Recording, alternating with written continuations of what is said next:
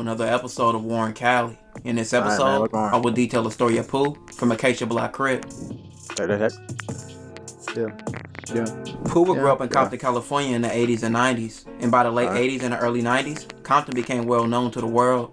You had various Type. rap artists come out the region. You had the group Type. NWA, which featured Dr. Dre, Eazy-E, Ice Cube, MC Ren, Oh. and DJ Yella, along with a list of other rappers Hey. like DJ Quick, MC8, King T, and a long list of others. Those Well, who artists put them their people attention are? on Compton and made it mainstream and recognizable to the world. But besides the glamour the rap image and the rap scene brought, Compton had an underworld full of crime, and all the artists based their music on the Compton gang world and the issues in the streets and things that was going on at the time. And Pooh was one of those kids who was firsthand seeing how crazy the Compton streets were and what they had to offer. By the 80s, Compton was full of Crip, Pirus, and Southsiders taking over the streets and claiming various hoods all throughout the city, and the drug trade in Compton took the violence up a notch.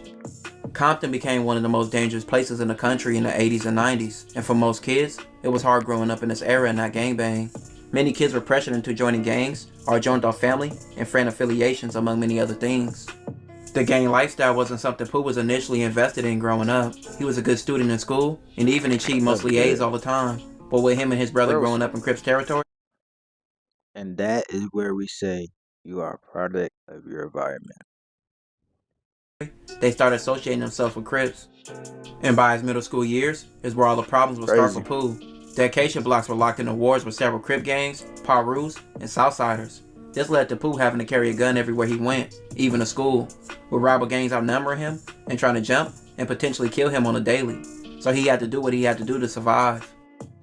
Pooh fully dived in the streets with losing several of his friends due to wars with other gangs. By his teenage years, he became a full participant in all the activities of the Acacia blocks, from selling drugs, gang fights, and shootouts. Pooh would catch a case as a teenager that led to him serving 8 months in the juvenile system. After his release, it was back to the streets and a war in Compton. The Mexican gang Compton Vario 7-0, or just CV70, will become one of Acacia Block's top rivals, which Pooh would have countless of run-ins and fights with the 7-0s. At the age of 18, Pooh would face another charge when he was arrested for drugs. This would be his first stint in county jail, but he would get off easy this time. With all the active wars going down in Compton, the Acacia blocks will make an official alliance with two other gangs, being the Spooktown Compton Crips and the Farm Dog Compton Crips, which will form the ATF alliance.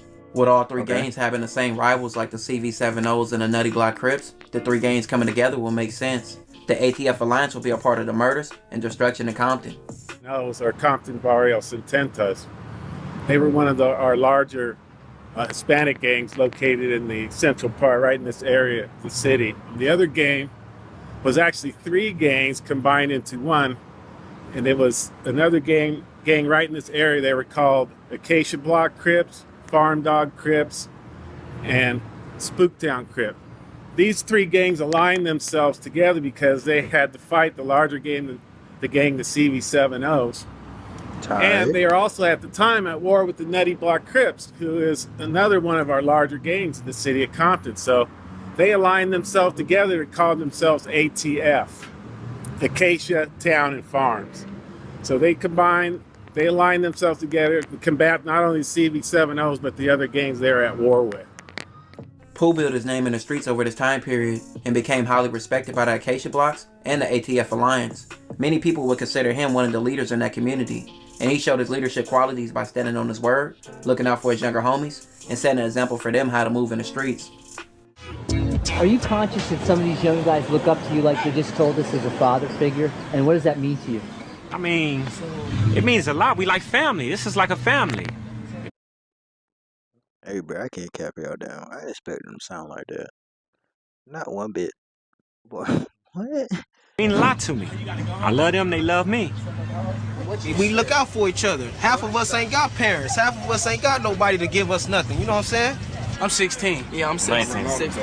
What role model does a guy like Pooh set for you guys? Man, big homie, pops, big brother, whatever y'all want to say. Father away from home, you know? Yeah. Like the way you keep it real. You 100 with it. I don't have my father right now, you know what? He been gone for at least 10 years, man. That's my pops right now.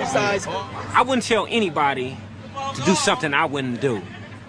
I give them good and positive things, but sometimes they be like, F me, we finna go do this. Or I tell them the consequences. You your own man, you can do what you want to do, but I let them know the law. I know more of the law than them.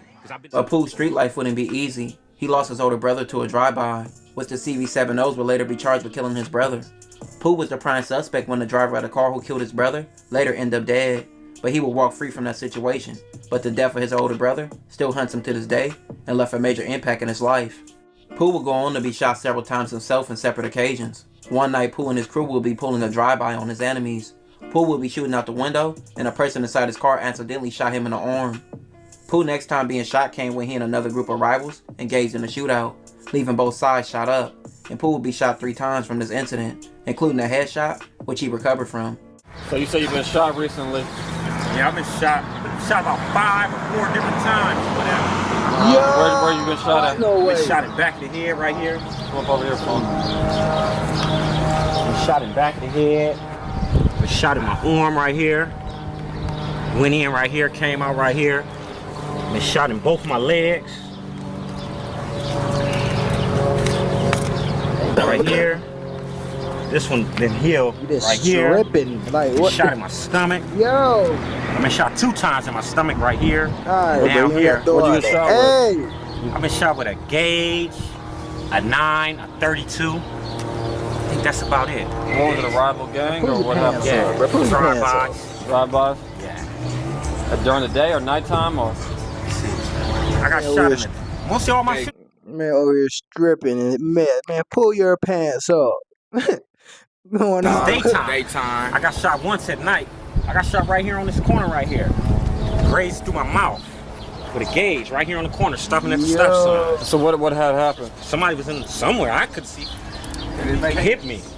Yeah. So they was in the car you was walking or what? No, I was in the car at the light. I mean at the stop sign. And then they was in the car too, or? I didn't see. I didn't see him run, nothing, no car. They wasn't in the car. Because I'd have seen the car drive off, because I stopped and was looking. Pooh was always playing front line in his community, and it put him in various life or death situations, and even more jail time, which he would fight multiple shootings and face life, but he was proven innocent and beat his cases. Pooh and the Acacia Blocks and the rest of the gangs in the ATF Alliance became known to the world in the 2000s, off a documentary they were a part of. The documentary showed the gritty life of Compton and what was going on in the Acacia Block community. So y'all get along with all Crips, or y'all beef with any Crips? Or no? Crips, nasties right there. This hood right here. We don't consider them as Crips though. They never been Crips. Never been Crips. That's what NBC stands Never for. been Never Crips. been Crips. That's what it stands for. All day, every day, never been Crips. The Neckbone Murder Squad. Pooh put himself to the world being one of the main focus of the documentary, but this put him on police radar, and he'd eventually be arrested and serve time in prison. The streets, gangbanging, and his community wasn't like it once was before, and gangbanging was his main passion in the past, but cars, racing, and lowriding is what later began to take the streets' place for Pooh. Pooh was street racing in the streets making thousands of dollars, but he still kept his street mentality. Often at races he would get into fights and altercations, and you can see several videos online of altercations that he was in. I called him a bitch and I called him a bitch. We can fight, ain't got nothing on me. We can't race. We gonna race. We gonna race. That's my point is part of this money. We gonna race. I got my money. We gonna race. My car be here. I don't bang on the internet. Over the years, Pooh has stepped back from his hood and even has discussed some issues he has had with his hood. Because I'm a grown man, I don't have to explain nothing to nobody, first of all. I got my own stuff, I do my own thing, I do what I want to do. I just look at it like, now, make sure y'all can hear me. I just look at it like, I look at this as them helping me. Because at the same time, if you know me, y'all know I'm not gangbanging, not doing none of that. And by them saying little BS and doing little BS, it helps me out more. First, I'm just keeping it real. In recent years, Pooh has done a few interviews and has always been active on YouTube and social media. He even has a YouTube channel called Active Hood Rich Uncut, which he's been having over a decade. He gained a following off his stories and his car videos. Pooh has survived a lot in his life, from jail, losing family members and friends, and almost losing his own life on several occasions. As of now, he he's still focused on his passion with cars and his YouTube channel, and also being a Elliot. father. This will conclude this episode, if you haven't already.